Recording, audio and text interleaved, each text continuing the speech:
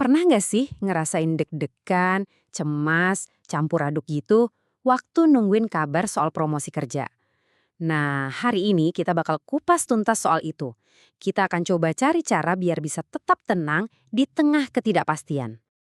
Kalau kamu lagi ada di posisi ini, pasti paham banget rasanya.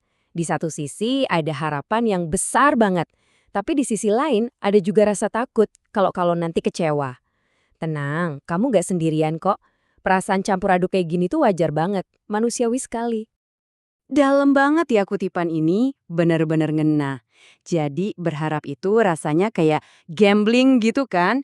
Kita pengen banget optimis, tapi di saat yang sama kita juga kayak pasang tameng di hati. Jaga-jaga biar nggak sakit kalau hasilnya nggak sesuai harapan.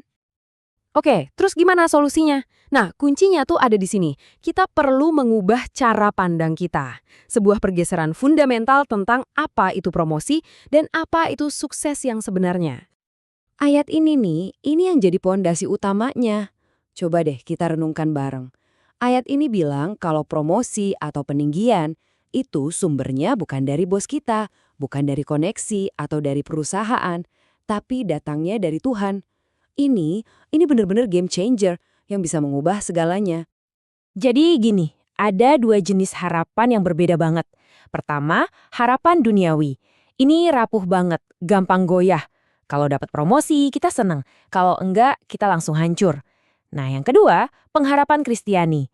Ini beda. Dasarnya adalah karakter Tuhan yang nggak pernah berubah.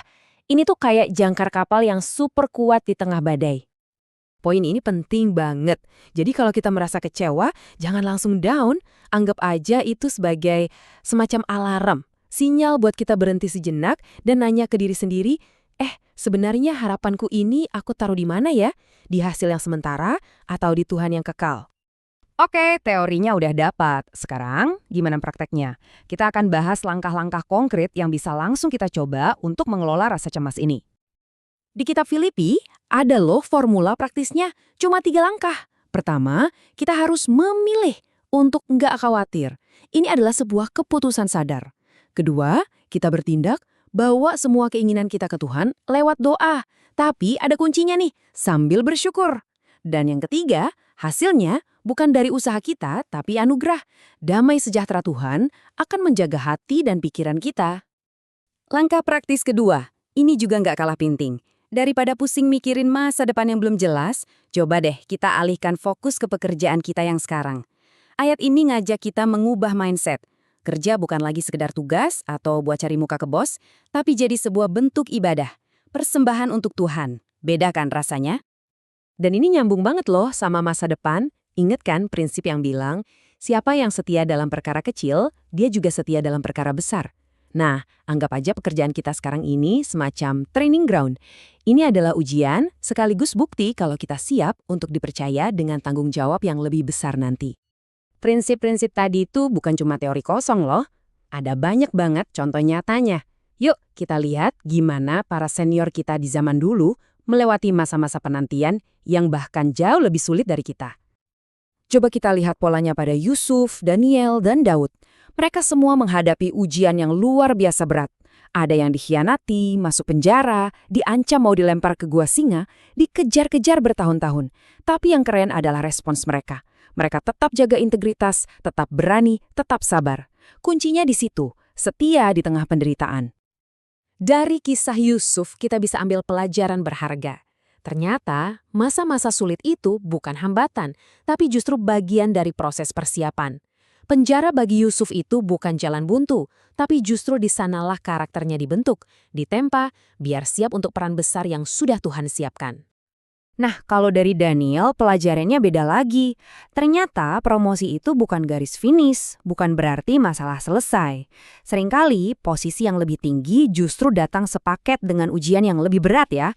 Integritas dan loyalitas Daniel itu justru diuji habis-habisan setelah dia dapat promosi. Oke. Kita sudah sampai di bagian akhir, yuk kita tarik benang merahnya dan temukan di mana sebenarnya sumber kelegaan sejati itu berada. Jadi intinya apa?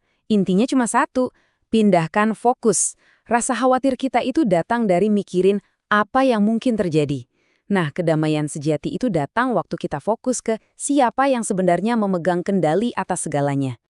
Dan puncaknya, ada undangan ini. Sumber kelegaan yang paling ultimate itu bukan jabatan baru, tapi datang kepada Yesus dengan semua beban dan kekhawatiran kita. Dan yang luar biasa, janji kelegaan ini tersedia buat kita sekarang juga, terlepas dari apapun hasil promosinya nanti. Jadi kesimpulan akhirnya adalah ini. Kelegaan yang kita cari-cari itu nggak terletak pada jabatan baru atau pengakuan manusia. Kelegaan sejati itu ditemukan dalam satu tindakan iman yang sederhana tapi powerful, yaitu melepaskan.